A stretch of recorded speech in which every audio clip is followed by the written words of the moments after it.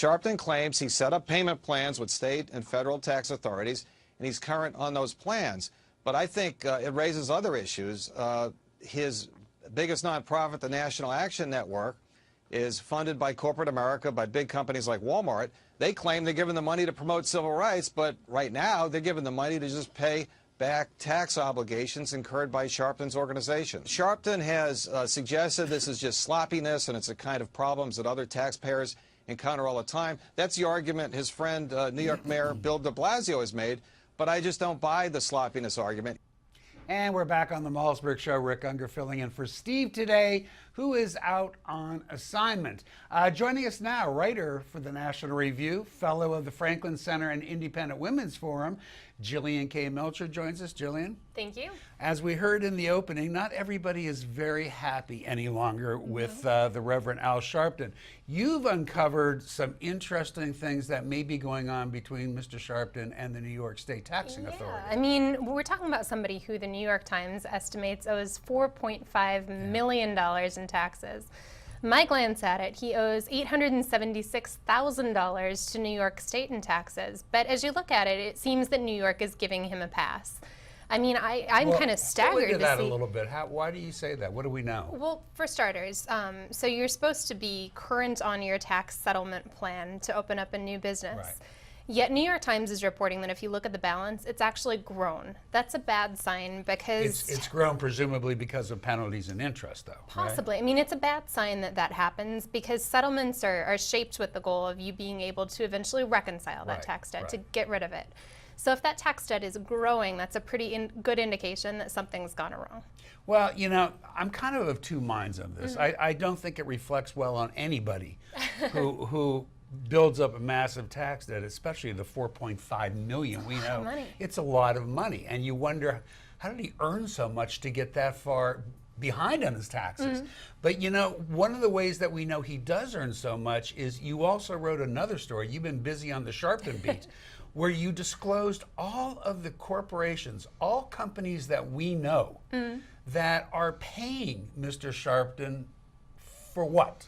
Well, so we're talking about sponsorship of the 2015 National Action Network convention that happened just a couple weeks ago. And they've got about 35 different sponsors / donors. The question is very much for what. When I looked into it, we don't know about what they were sponsoring for this year, but in the past they've been able to get, you know, appearances on his show for it.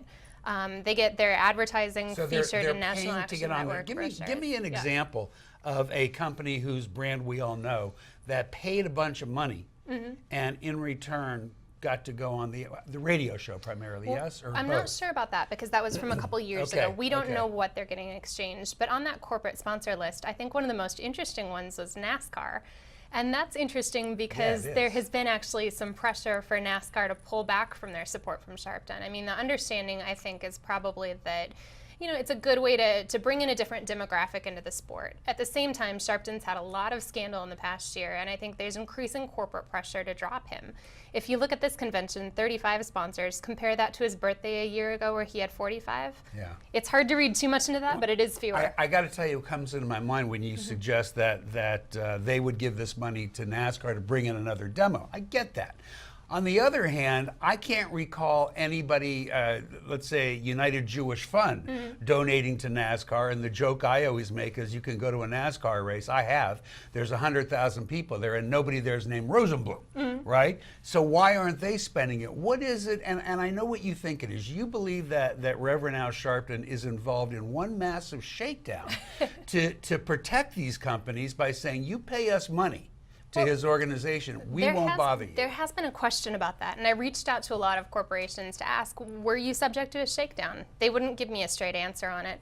I think there's definitely an argument to be made. What did they say? That's a question that they chose not to answer directly. Just no comment. No comment. But what I think is kind of interesting is if you look at just his business entities, if you look at his nonprofit, all of them have been plagued with similar tax problems, similar debt problems. And so with National Action Network in particular, it's more than $1 million in the red. These corporate sponsors give year after year and you never see it reconciled. There's something going on there. I gotta say, I find it very strange. I really do. New York's gotta stop giving him a pass. I mean, they're letting him open up an additional business. There's one that he has that should have been shuttered 8 years ago paperwork never filed. We've been able to see news releases indicating it was still operating. So that to me looks like New York has seen what he's doing and is giving him a pass for it. Are you going to continue investigating if that's the case? Sharpton's a beat in and of who's involved? And Sharpton's a beat in and of himself. We're going to want to hear more about this. You know that. And you will be back. Jillian Kay Melchior, writer over at the National Review, fellow of the Franklin Center and Independent Women's Forum. Coming up next, a fellow at what is National Review Day here? What's going on here? I like it. Everybody's on from the National Review. Anyhow, another National Review member and member of its editorial board this time, Ian Tuttle, will be here. You're not going to want to miss it. Stay with us. We'll be right back.